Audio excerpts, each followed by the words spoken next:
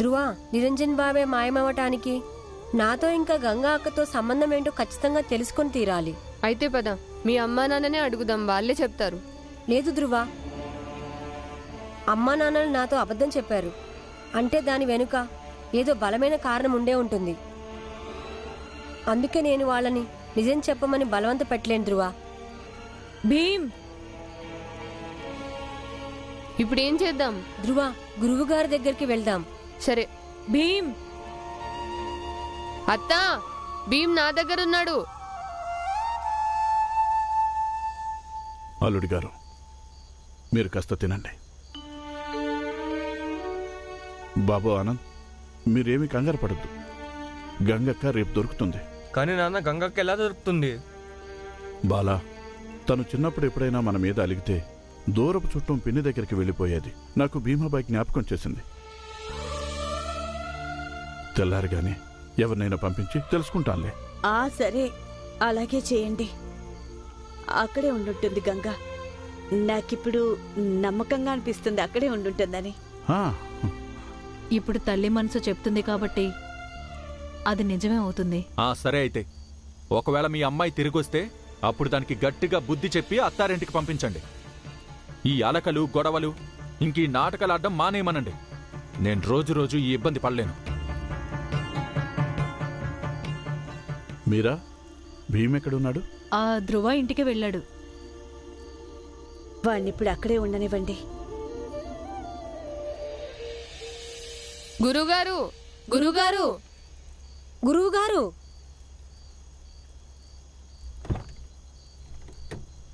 ధ్రువ, భీమరావు, మీరేంటి ఇంత రాత్రి? ఏదైనా సమస్య? గురువుగారు,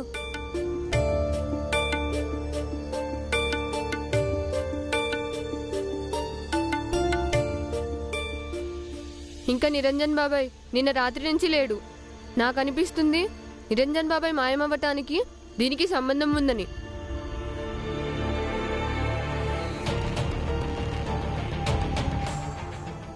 ధ్రువ, ఆ రోజు నువ్వు నాతో పాటు పట్నం వచ్చావు చూడు, నీ దుకాణంలో సామాన్లు కొనడానికి. అప్పుడు నేను నిరంజన్ని సేటి గారింట్లో నుంచి బయటికి రావడం చూశాను. అంటే మా నాన్న చెప్పడం వల్ల నిరంజన్ బాబాయ్ భీమ్ వాళ్ళ ఇంటికి వెళ్ళి అబద్ధం చెప్పాడా? కానీ అలా చేయటం వల్ల ధ్రువ వాళ్ళ నాన్నకి ఏం లాభం ఉంటుంది గురువుగారు? భీమ్, ఇది చిన్న విషయం. నాకు మా నాన్న గురించి పూర్తిగా తెలుసు. ఆయనే గంగక్కని అపహరించుంటాడు. ఎందుకంటే నేను స్కూల్కి వెళ్లకుండా ఆపడానికి. అందుకే రామ్జీ నిన్ను నా వెంట స్కూల్కి రానివ్వలేదు. నేను అనుకోవటం బాలా గంగని రైలు ఎక్కించి వచ్చేసి ఉంటాడు. ఆ తర్వాత సేటి గారి మనుషులు గంగని అపహరించుంటారు. మా నాన్న అంత చూస్తాను ఇప్పుడు నేను. అరే ధ్రువ, కాస్త శాంతంగా ఉండు. కోపంతో నిర్ణయం తీసుకోవద్దు. అరే, అవతల గంగకు ప్రాణం ప్రమాదంలో ఉంది. ఇప్పుడు కూడా కోపం రాకపోతే ఇంకెప్పుడు వస్తుంది? ధ్రువ, గంగాక్క గురించి దిగులు ఉంది, అందుకే నిన్ను ఆపుతున్నాను. ధ్రువ, ముందు గంగా అక్కని విడిపిద్దాము.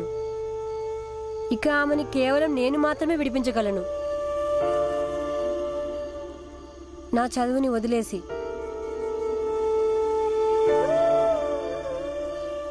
అవును, నేను నా చదువుని వదిలేస్తున్నాను.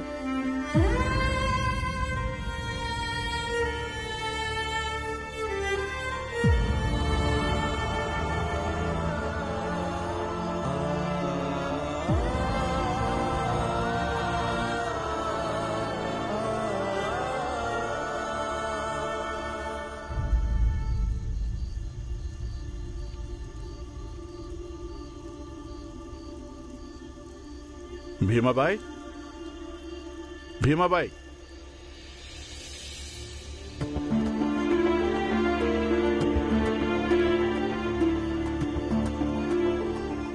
అక్కడ ధ్రువ లేడు, భీమ్ లేడు. ఇంత రాత్రి భీమ్ ఎక్కడికి వెళ్ళాడు?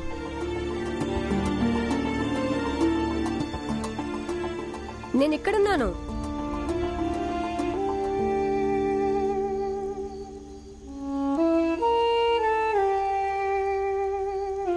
నాన్న, అమ్మా, ఈరోజు నాకు చాలా బాధగా ఉంది. ఎందుకంటే నేను చాలా చెడ్డ కొడుకునిగా, చాలా అజ్ఞానిని, ఇంకా సంస్కారం లేని కొడుకుని. అలా ఎందుకంటున్నావు భీమా? అమ్మ అప్పుడప్పుడు నన్ను ఊరడించడం కోసం అబద్ధాలు చెప్తుంటుంది. కానీ నువ్వు ఎప్పుడు అబద్ధాలు చెప్పవుగా నాన్న. మరి ఈరోజు ఎందుకు? అంటే మీ దృష్టిలో నేను అంత ఆలోచించని వాడినా? నేను నా బడి చదువు ఇంకా మా గంగా అక్క జీవితానికి మధ్య ఏది ముఖ్యమైనదో అది కూడా తెలుసుకోలేను కదూ. అంటే ఇదేనా నా సంస్కారం? నేను నా తండ్రిని నా తల్లిని కష్టంలో ఉండడం చూసిన తర్వాత కూడా నేను నా స్వార్థం గురించి ఆలోచిస్తానా?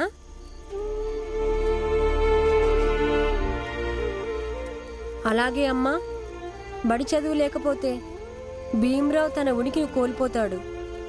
కానీ నా అక్క లేకపోతే నేను చచ్చిపోతాను.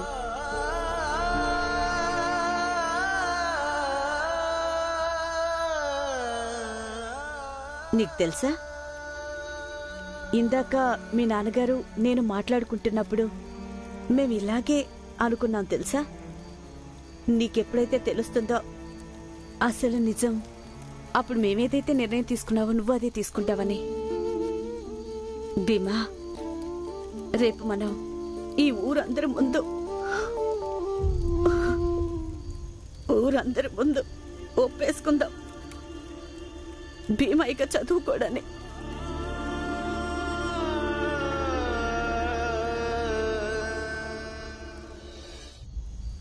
ఇక ఆ తర్వాత చూసుకుందాం ఏం చెయ్యాలో.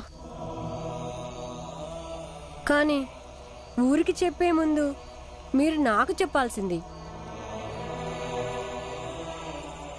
భీంబాబు, నా వల్ల తప్పు జరిగింది.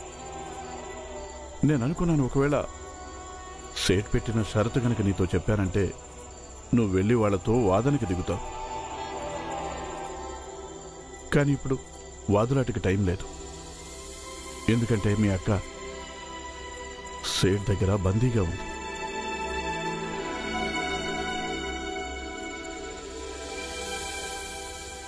అయితే మరి సేటు గారు ఎలా చెబితే అలాగే చేద్దాం. మా గంగా అక్క ఇంటికి తిరిగి వచ్చేసినాక నేను ఆ సేటుతో చెప్తాను వెళ్ళి, నేను స్కూల్కి వెళ్ళి చదువుకోవాల్సిన అవసరం లేదు, మా నాన్న ఇంటినే విద్యాలయంగా మార్చాడని.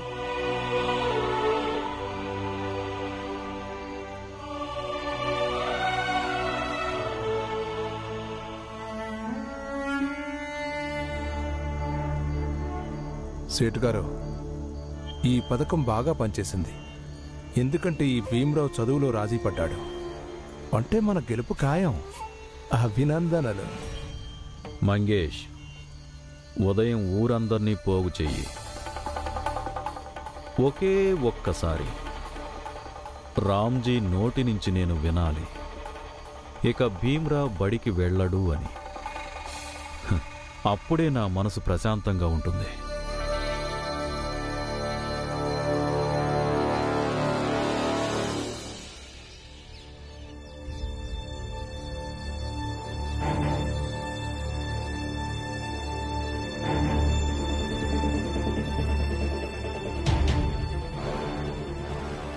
చెప్పు రామ్జీ, ఏం చెప్పాలనుకుంటున్నావు?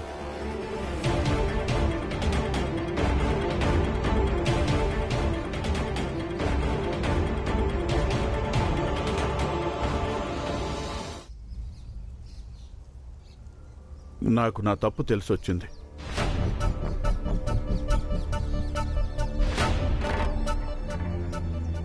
నాకు తెలిసింది నేను తప్పని, ఇంకా నా కుటుంబాన్ని తప్పని.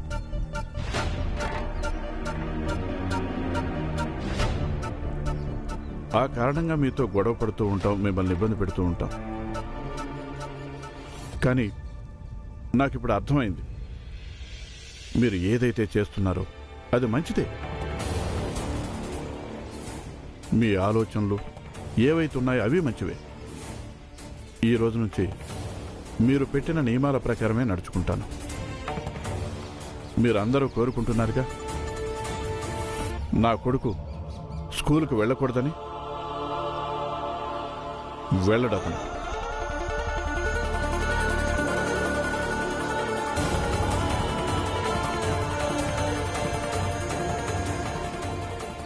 ఈ రోజు నుంచి నా కొడుకు చదువు ఆపేస్తాడు. నేనిప్పుడు మీ అందరికీ మాట వద్దు వద్దు నాన్న, మాట ఇవ్వద్దు. నువ్వు మాట ఇచ్చే ముందు ఒకసారి అటు చూడు.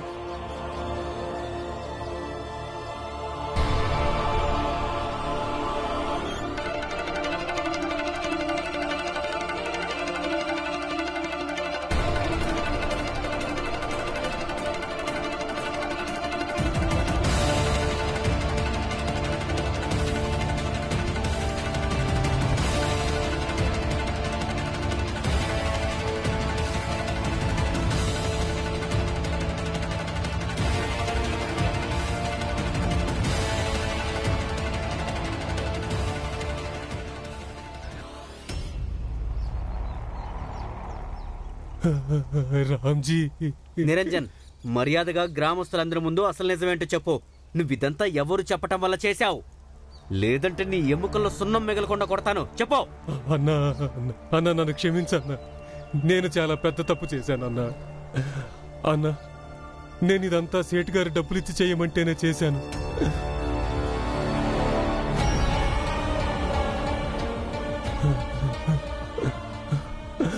ఆయనే నాకు చెప్పాడు, నన్ను మీ ఇంటికి వెళ్ళి చెప్పమన్నాడు. గంగ కొడుక్కి ఒంట్లో బాగోలేదని. ఎందుకంటే గంగ అత్తారింటికి బయలుదేరితే వీళ్ళు ఆమెని అపహరించొచ్చని. ఏం వాగుతున్నావు నువ్వు? నేనెప్పుడు చెప్పాను? నాన్న, వీళ్ళని అడుగు గంగాక్క ఎక్కడుందో. అరే మాకే తెలుసు గంగాబాయి ఎక్కడుందో. అవునా సెట్ గారు? నేను అసలు మీ పేరు ఎత్తనే లేదు. ఇక్కడ ఇంతమంది ఉండగా మీరు ఇంకా సేటు గారు మాత్రం ఎందుకు ఉలిక్కి పడుతున్నారు? చూడండి, ఒకవేళ నా కూతురు ఇప్పటికిప్పుడు క్షేమంగా దొరకలేదనుకోండి, నేను కేసు ఫైల్ చేయిస్తాను.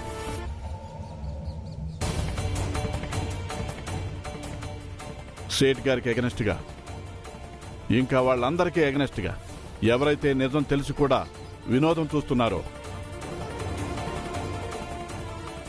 ఎవరు సేట్ గారిని అడగడం లేదు నా కూతురు ఎక్కడుందని. ఏం చేసుకుంటావో చేసుకో, మాకేం తెలీదు. నేను వెళ్తున్నాను. సేట్ గారు ఆగండి. మీ కారణంగా మేమందరం కోర్టు కేసుల్లో ఇరుక్కోదలుచుకోలేదు. చూడండి, నిజం తేట తెల్లమైపోయింది. రామ్జీ కూతుర్ని వదిలిపెట్టండి. ఈ విషయాన్ని ఇక్కడే అంతం చేసేయండి. సేట్ గారు, నా మాటని గంగను వదిలేయండి.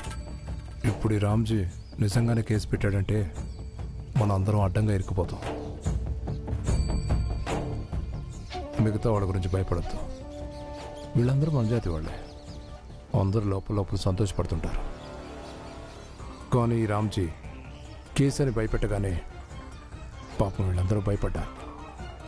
అందుకే వీళ్ళు గంగాబాయిని వదిలిపెట్టమని చెప్తున్నారు. సేటు గారు గంగాబాయిని వదిలేయండి.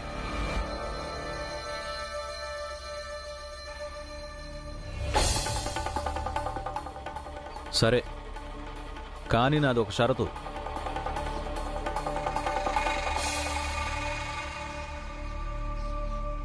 ఇప్పుడు రామ్జీ మాట ఇవ్వాల్సి ఉంటుంది, మాలో ఎవరి మీద కేసు పెట్టనని.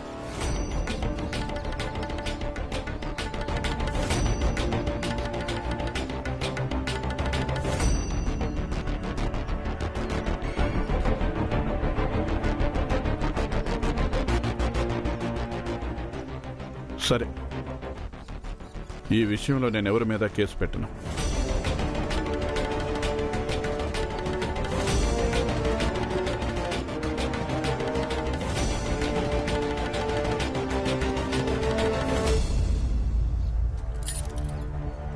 వెళ్ళి విడిపించు గంగని.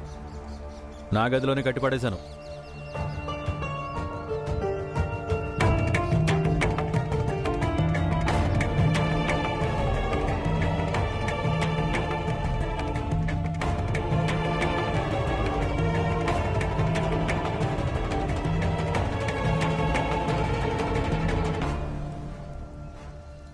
సేటు గారు,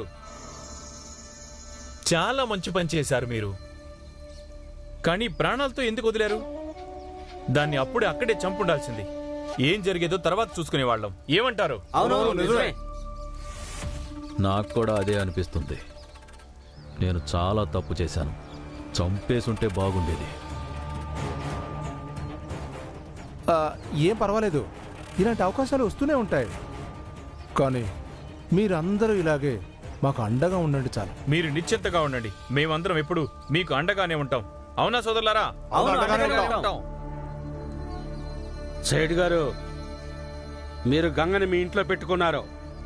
ఇల్లంతా గంగా జలంతో శుద్ధి చేసుకోవాలి. మీరు ఈ మంగేష్ మీరిద్దరూ కూడా ఇప్పుడు శుద్ధీకరణం చేయించుకోవాలి. నేను మంత్రాలు చదువుతాను. శుద్ధీకరణం చేయించుకుంటాలే పూజారి గారు, శుద్ధీకరణం చేయించుకుంటాను.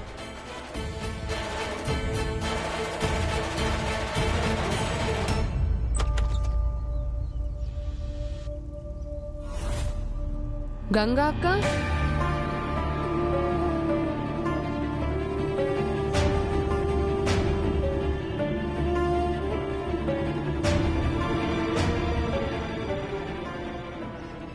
ధ్రువ, నువ్వు భయపడకక్క. లేకు పద.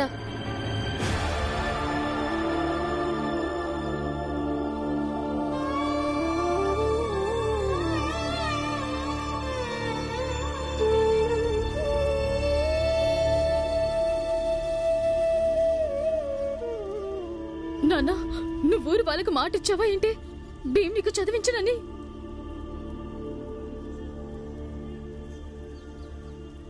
లేదు తల్లి,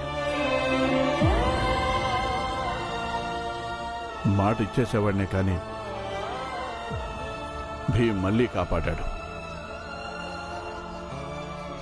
నేను కాదు నాన్న,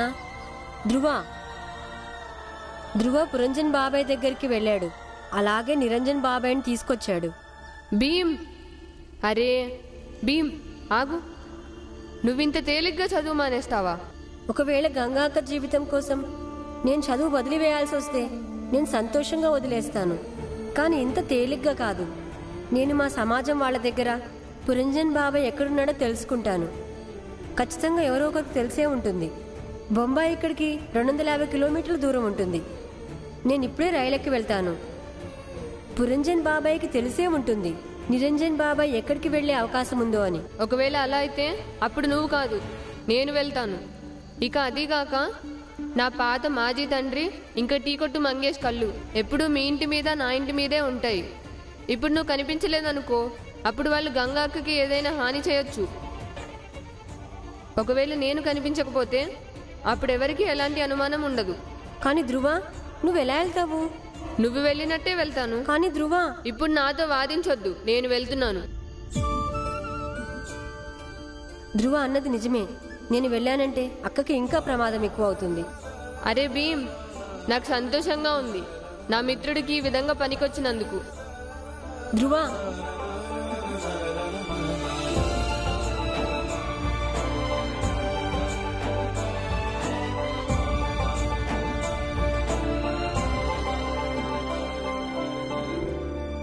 పదండి ఇక ఇంటికి వెళ్దాం.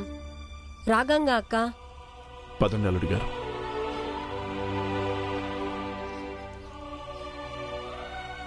నువ్వు బానే ఉన్నావుగా? బానే ఉన్నానమ్మా.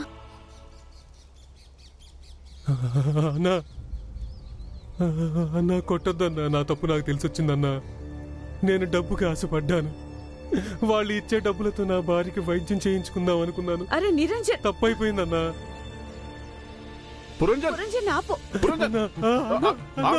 ఎందుకు కొడుతున్నావు ఇతన్ని?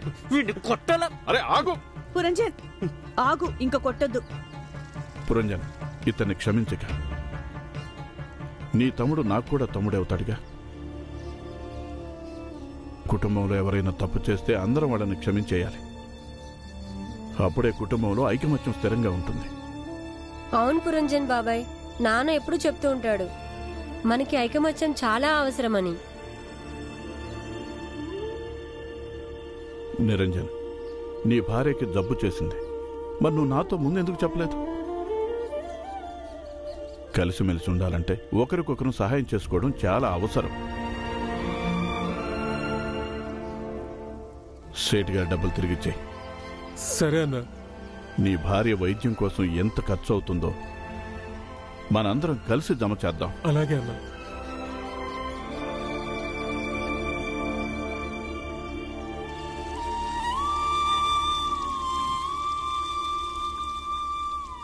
పురంజన్, ఈరోజు నువ్వు చాలా పెద్ద ఆపద నుంచి కాపాడావు. నేను కాదు రామ్జీ, ధ్రువ. ఒకవేళ ధ్రువ సరైన సమయానికి నా దగ్గరికి రాకపోయి ఉంటే బహుశా ఈ రోజు నేను ఇక్కడికి వచ్చుండేవాడిని కాదు.